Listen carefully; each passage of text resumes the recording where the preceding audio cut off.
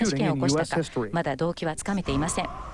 トッド記者のレポートでした。チョ容疑者のゾッとするような人物像が学生の情報から明らかになってきました。元同級生のマクファーレンさんは CNN の姉妹会社 AOL にブログを掲載しています。数時間前には次のように書き込んでいます。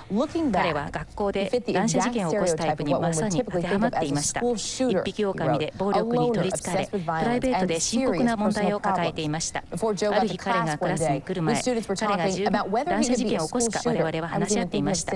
もし彼が銃を持って投降したらどうするかということまで僕は考えていました。僕はそこまで考えていたんです。マクファーレンさんのブログをさらに読みたい方はニュースブロガーズ .aol.com にアクセスしてください。事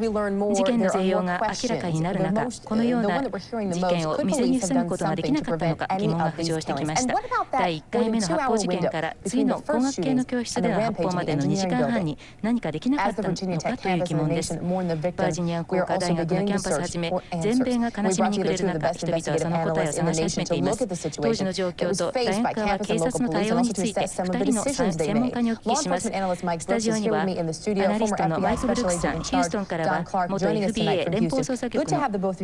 特別捜査官ダン・クラークさんに加わっていただきます。ブルックスさん、殺害を未然に防ぐ方法はありませんでしたか？後知恵ではいくらでも批評はできますけれども、寮での発砲にまず対応した警察は、その時点で分かっていた情報だけを頼りに行動しなければならず、適切に行動したと話しています。また17日州関係者から聞いた話では、2度目の事件までの2時間余りの間、適切な行動が取られていたということです。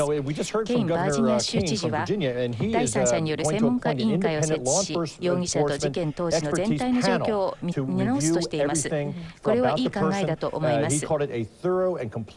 まざまな疑問が浮上していますけれども、すべての手がかりにあたって捜査が完全に終わるまで不備があったのか、あるいは誰の責任なのかというような議論は待たなければなりません。クラークさん、16日の会見では大学側も警察側も1回目の発砲の後、次があるとは考えず、キャンパスは安全だと判断してたといいます。何を根拠にそう判断したのでしょうか。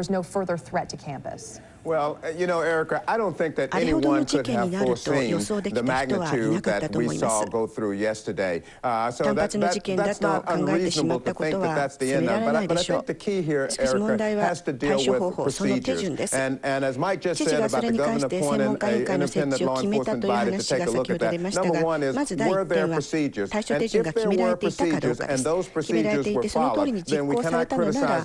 警察をその手で批判することはできません。第2点は手順が決められていなかった場合、手順を決めるようにしなければいけない。これまでにそれを検討すべきだったのではないかということです。ですから決められた手順に従ったのであれば仕方がなかったこととして全体を見直す必要はないでしょう。これを受けて全国各地の学校がそれぞれの手順を見直すことになるかもしれませんが、その場合どんな手順になるべきだとお考えですか？これだけ大規模な大学ですとかなり詳細にわたって決めておかないとならないんじゃないでしょうか。警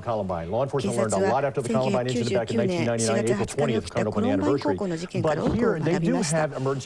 回当局は非常事態の際の手順は決めていました。バージニア工科大学の学内警察は非常にプロフェッショナルな組織で、バージニア州の警察官と同じ訓練を同じところで受けています。非常時の対策は決められていたんです。見直す必要があると思われることの一つは学生への通知システムです。これについては情報が錯綜しており、学生によっては通知についても警察も大学もよくやってくれたという人もいますが、不十分だったと声も聞かれます。その点が要検討課題として重要でしょう。E メールだけに頼るシステムですと PDA やブラックベリーのようなものを持っていないと、デ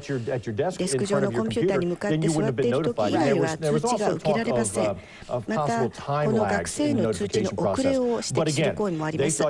ずれにしても当局は入手した情報に基づいて学生寮での発砲事件を個人的な動機に基づく単発の事件と判断したんです。対処